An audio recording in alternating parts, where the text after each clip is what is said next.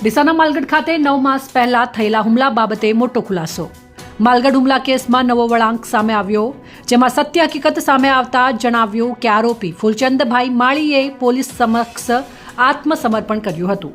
ડીસા તાલુકાના માલગઢ ગામે 27 ઓક્ટોબર 2024ના રોજ થયેલા બે જૂથ વચ્ચેના ભયાવહ હુમલા કેસમાં એક નવો અને મહત્વનો વળાંક આવ્યો છે. આ કેસમાં વોરંટ હેઠળ ફરાર થયેલા આરોપી ફૂલચંદભાઈ દેવચંદભાઈ કછવા માળી એ સ્વેચ્છાએ ડીસા રૂરલ પોલીસ સમક્ષ આત્મસમર્પણ કર્યું છે.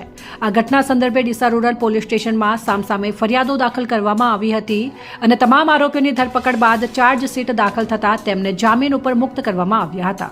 જોકે આ કેસના આરોપી ફૂલચંદભાઈ દેવચંદભાઈ કછવા માળી લાંબા સમયથી પોલીસ પકડથી દૂર રહ્યા હતા.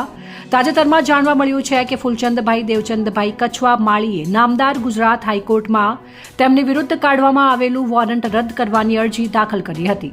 આ અરજીના અનુસંધાને 8 જુલાઈ 2025ના રોજ ફૂલચંદભાઈએ નામદાર ગુજરાત હાઈકોર્ટ સમક્ષ આત્મસમર્પણ કરવાની તૈયારી દર્શાવી હતી અને તે મુજબ હુકમ પણ થયો હતો. ત્યારબાદ બીજા જ દિવસે એટલે કે 9 જુલાઈ 2025ના રોજ ફૂલચંદભાઈ દેવચંદભાઈ કછવા માળીએ જાતે ડીસા રૂરલ પોલીસ સ્ટેશને જઈને પોલીસ સમક્ષ આત્મસમર્પણ કર્યું હતું.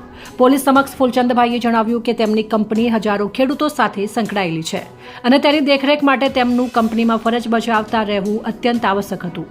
તેમના બંને ભાઈઓ આ કેસના અનુસંધાને જેલમાં હોવાના કારણે આખી કંપનીનો ભાર તેમના ખભે આવી ગયો હતો અને જેના કારણે તેઓ પોલીસ સમક્ષ હાજર થઈ શક્યા ન હતા અને તેમના બંને ભાઈઓ જેલમાંથી બહાર આવતા જ તેમને આખી કંપનીનો વહીવટ સોંપીને ફૂલચંદભાઈ દેવચંદભાઈ કછવા માળીએ સ્વેચ્છાએ આત્મસમર્પણ કર્યું છે. આ આત્મસમર્પણ બાદ કેસમાં આગળ શું કાર્યવાહી થાય છે તે જોવાનું બાકી રહેશે. જોતા રહો બ્યુરો રિપોર્ટ સેન્ટ્રલ ભારત ન્યૂઝની સાથે.